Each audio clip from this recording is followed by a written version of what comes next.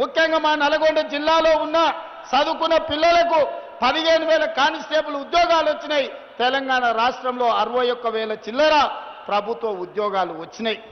ఇవాళ ప్రతి వాడికి న్యాయం జరిగింది. ఓ పక్కన రైతులకు, రెండో పక్కన మహిళలకు, మూడో పక్కన యువకులకు ఈ రోజు మేలు జరిగింది. ఇంకో పక్కన సాగునీటి ప్రాజెక్టులు. ఇవాళ సాగునీటి గురించి మనం మాట్లాడుకోవాలి. ఎస్ఎల్బీసీ 2005లో ప్రారంభించారు. ఆనాడు కోమటిరెడ్డి గారు, జానారెడ్డి గారు అందరూ పట్టుబట్టి నల్గొండ నాయకులందరూ కలిసి ఫ్లోరైడ్ బాధిత ప్రాంతం, ఈ ప్రాంతంలో నడువొంగిపోయిన వాళ్ళు, కాళ్ళు వంగిపోయిన వాళ్ళు ఈరోజు బతకలేని పరిస్థితుల్లో తాగునీటి సమస్య, ఫ్లోరైడ్ సమస్య, ఎస్ఎల్బీసీ కడితేనే మాకు న్యాయం జరుగుతుందని కొట్లాడి 2,000 కోట్లతో ఆనాడు ప్రారంభించి 30 కిలోమీటర్లు ఉమ్మడి రాష్ట్రంలోనే టన్నెల్ కొడితే 10 కిలోమీటర్లు 2 ఏళ్ళు ఏడాదికో కిలోమీటర్ చేసిన ఎస్ఎల్బీసీ పూర్తి అయ్యేది.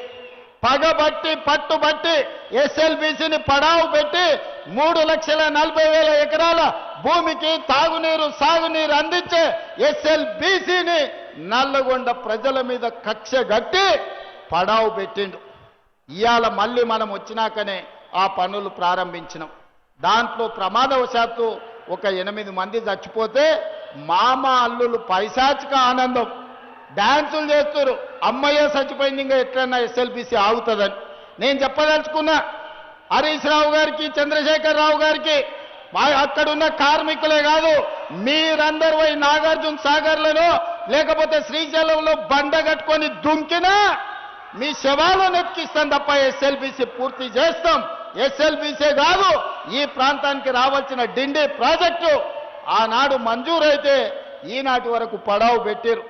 డిండి ప్రాజెక్టును పూర్తి చేయించే బాధ్యత పెద్దలు ఉత్తమ్ కుమార్ రెడ్డి గారు తీసుకున్నారు.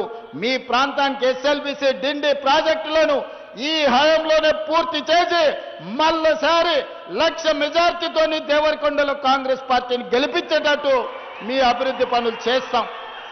ఇవాళ పెళ్లిపాక కావచ్చు, చాలా రిజర్వాయర్లు మా పెద్దలు ఉత్తమ్ కుమార్ రెడ్డి గారు లిస్ట్ ఇచ్చారు. మళ్ళీ వాటన్నిటిని చెప్తా. సాగునీటి ప్రాజెక్టు మంత్రే మీ నల్లగొండ బిడ్డ, దేవరకొండ మనవడు. ఉత్తమ్ కుమార్ రెడ్డి అమ్మమ్మ గారు ఊరే దేవరకొండ. ఇక మీ మనవడే మంత్రిగా ఉన్నప్పుడు మీ పైసలకేం కొదువయ్యా?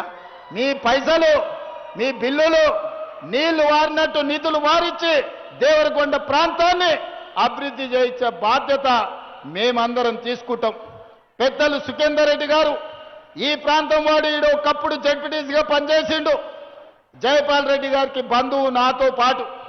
జయపాల్ రెడ్డి గారు ఇక్కడ చదువుకొని దేవరకొండ గవర్నమెంట్ బడి నుంచి ఉత్తమ పార్లమెంటేరియన్ ఢిల్లీ వరకు ఎదిగి మీ పేరు ప్రఖ్యాతులు తెలంగాణ ప్రాంతానికి గొప్ప చరిత్ర సృష్టించండు.